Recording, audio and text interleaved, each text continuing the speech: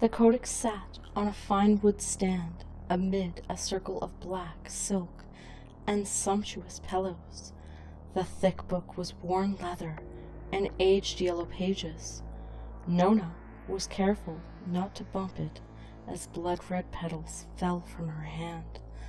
She finished her round and lit an incense of deep sandalwood, cardinal musks, and heady spices.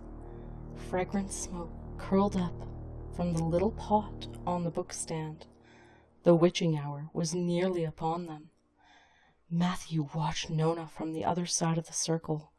Her supple silhouette showed through her sheer silken robe.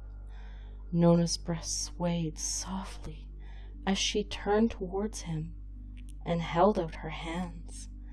"Come here," Nona purred. Her eyes glimmered with the promise of something sensuous and mysterious.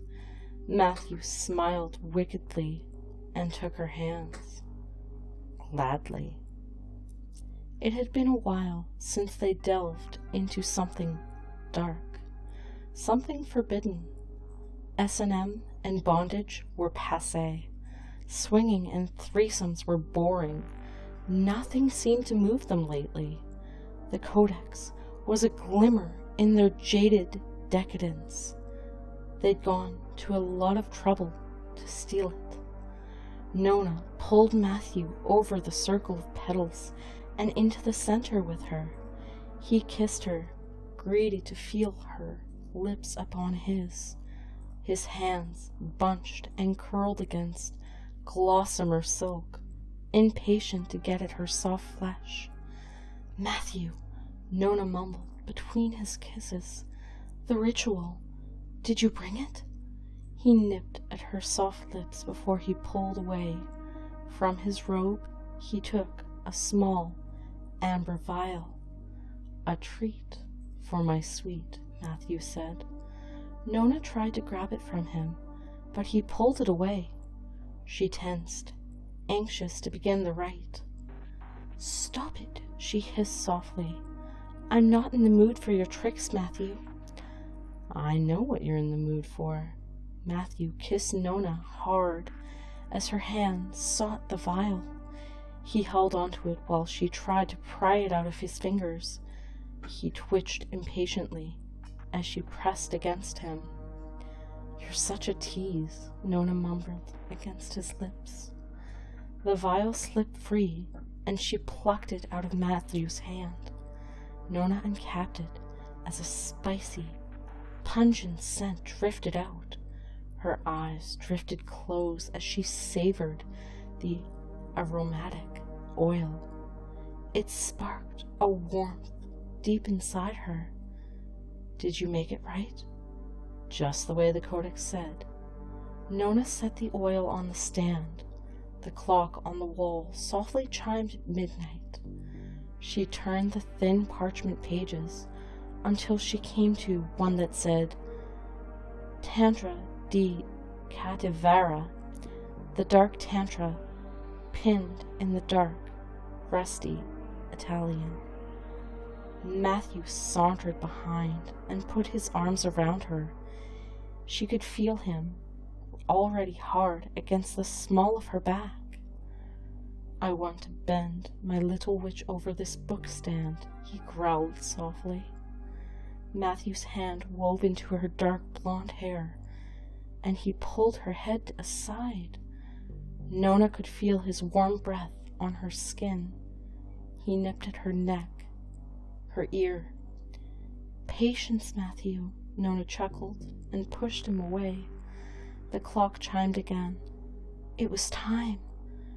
"Paint my star upon thy brow," Nona said, as she started to read the ritual. "Submit unto me, and bring thy lust as an offering." Matthew couldn't resist the sultry lure of her voice.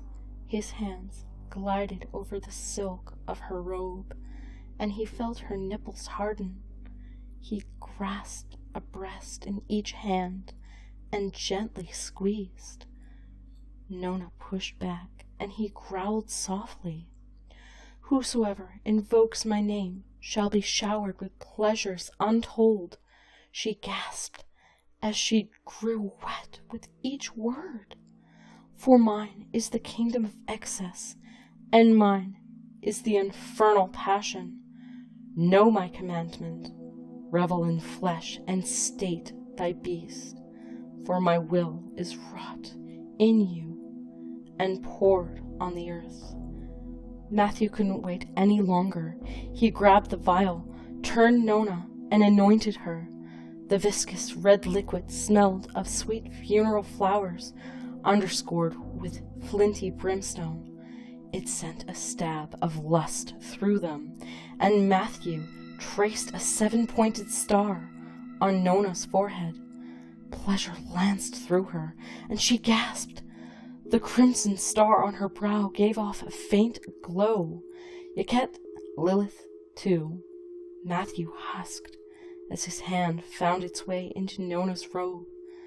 "My will is Lilith's," Nona moaned. She felt Matthew caress her swollen lips and cried out when he stroked a finger hard inside her. "Yekef, Lilith too. My body is Lilith's." Matthew smiled wickedly as he pulled Nona down on the silk. Her body was flushed, and the sweet tang of her musk made him want to devour her. He laid her out like a profane sacrifice across the pillows and tore away her robes. Matthew's hot mouth suckled her pert breast and trailed down by the cusp of her belly. "Matthew," she growled, "I need you inside me. I need to come." Nona was delirious with a strange hunger as she desperately pulled aside his robes. She couldn't bear the pressure of her arousal. It was going to crush her. If she couldn't have Matthew now, her nails raked across his back, demanding that he submit to her desire. "Yes," Matthew hissed as he thrust into Nona. Nona screamed, and the star burned bright crimson on her forehead. Her body flexed to take as much of him as possible. Nona's lengthening legs wrapped around his to pull him even closer. "Faster," Nona snarled. "Harder." Matthew felt her nails dig into him again. They were sharper now, more claw-like. As they scored his flesh, he cried out in pleasure and pain, and thrust deeper still. "Nona," he moaned as he looked down on her. "What are you?" Nona's eyes went steely black. Her hair darkened to a bloody red, and the little nubs of black horn pushed through her flesh. "Nona!" Matthew tried to pull away, but Nona rolled her hips and tightened her legs around him. Dark laughter bubbled up from her, and he could see the glint of fangs in the candlelight. "Oh God," Matthew moaned. What the hell?" "Isn't this what you wanted?" The Nona thing chuckled. "Indescribable pleasures, lust fulfilled?" Matthew struggled to pull out of her, but she gripped him so hard that it was painful to move unless she allowed it. "There's no use struggling," she grinned. "It's been a time since I've had a tasty mortal morsel." The demoness grabbed Matthew by the hair and jerked his head down. He screamed and nearly came when she sank her fangs into his neck. She kissed and nipped at his lips, and Matthew tasted the copper tang of his own blood. "Call my name." Claws tore down his shoulders. "Call it." "Lilith." The demoness arched against Matthew. With an unnatural strength, she rolled him onto his back. Lilith laced her pale hands in with his and pinned him to the black silk. "Sweet mortal," Lilith purred as she rocked her hips. "Pleasure me." Matthew stared up at her, his terror and arousal one. Lilith's murky black eyes entranced him. There was nothing left of Nona in them at all. Lilith's will consumed her. "Give it to me," Lilith sang. Matthew cried out as she grasped his raw shoulders. The torture of the demoness's claws made Matthew ache to come. He grabbed Lilith's slender hips and thrust hard and blind inside her. She howled, and his shoulders cracked where she gripped them. Pain and pleasure, terror and lust blended into terrible ecstasy. Matthew wanted to die, just as much as he wanted it never to end. "Lilith!" Matthew shrieked in an awful pleasure. "Lilith!" Lilith savored the terrible sound of her name before she silenced Matthew with a hard kiss. She tasted the sweetness of his life's essence as she gorged herself on him. Matthew started to wither as her hips worked faster and faster. She tore her lips away, and he babbled incoherent phrases and blasphemy. He was completely lost now, driven by the need for blessed release. Lilith growled in feral pleasure as she ground her hips against Matthew.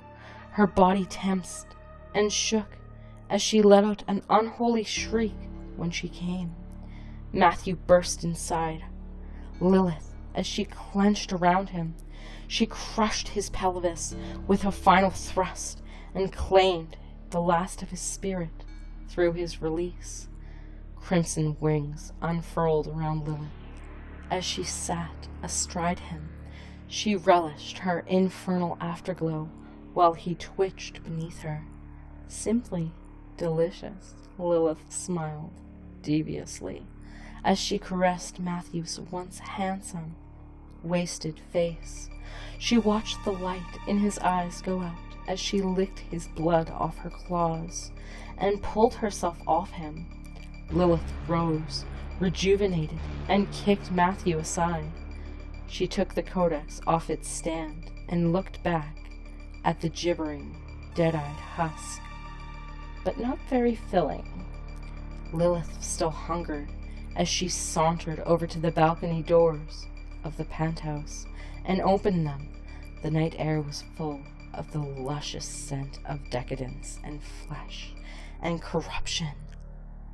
"This is my world now," Lilith murmured. "No book shall ever hold sway over me again."